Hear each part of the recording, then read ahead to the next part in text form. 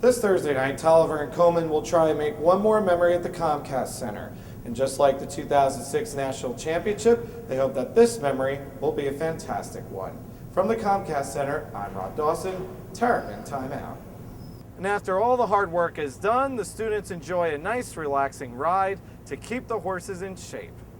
There's no rule for how many times Deegan has to update her diary. She's been pretty busy with soccer and schoolwork, so she hasn't been able to update since September 18th.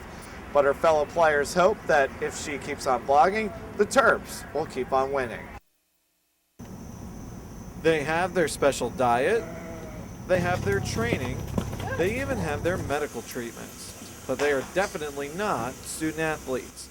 You have to pay attention to their physicals and how they feel. Since they're the athlete, you want to make sure they're okay. Meet Ellie, one of the 7 horses that the University Farm has. She's about to go for her daily workout on the course. But before she gets there, there's a lot of work to do for the equestrian club members to get her into shape. Everything from raking out the horse's stall to scrubbing off a fungus off of one of the horse's legs. Obviously, your patients can't talk to you, can't tell you what's wrong. So it's the job of all the people that participate in this club to recognize the issues that may arise. And after all the hard work is done, the students enjoy a nice, relaxing ride to keep the horses in shape. A friend, Ellie, has a light workout scheduled today. While she can only jump a few times in the session, come Maryland Day, she'll be able to put on a great show for the visitors. So with all this special care, it makes you wonder if these horses get better treatment than student athletes. We take care of these horses better than we take care of ourselves, by far. But overall, if it's the University of Maryland athletes, I say they get a little bit better treatment than these guys do. From the campus farm, I'm Rob Dawson, Terrapin Timeout. It all began in preseason. With the tap of the ball and the click of the keys, Deegan's diary was born.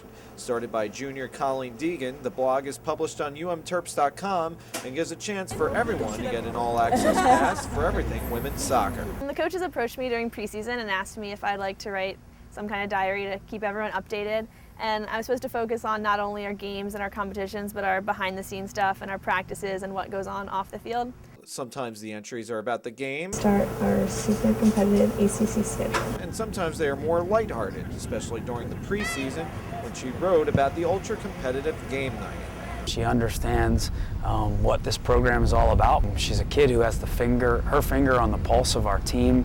She is friends with essentially everybody within our program. There is one group of people that is very happy that someone is keeping them in the loop. Parents have told me how much they enjoy reading it just because they can't be a part of it as much as they'd like, so they get to read it no matter where they're from. There's no rule for how many times Deegan has to update her diary. She's been pretty busy with soccer and schoolwork, so she hasn't been able to update since September 18th. But her fellow players hope that if she keeps on blogging, the Terps will keep on winning. From the women's soccer practice field, I'm Rob Dawson, Terrapin Timeout. Nearly 4,000 points, 119 wins, and 1 national championship banner are what Christy Tolliver and Marissa Coleman have brought to Maryland Terrapin women's basketball.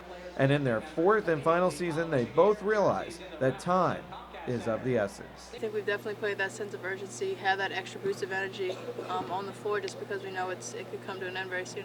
You know, I think for any senior, there's a point in the season when your emotions kind of take over and you're playing off of pure and heart because, try to accomplish your ultimate goal and win a national championship.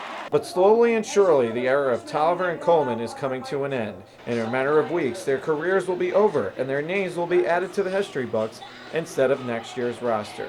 This Thursday night, Tolliver and Coleman will try and make one more memory at the Comcast Center.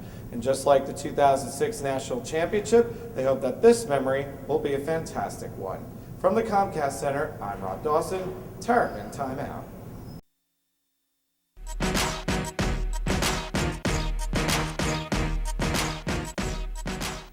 Hi everybody and welcome to Terrapin Timeout. Along with Rob Dawson, I'm Patrick Guthrie.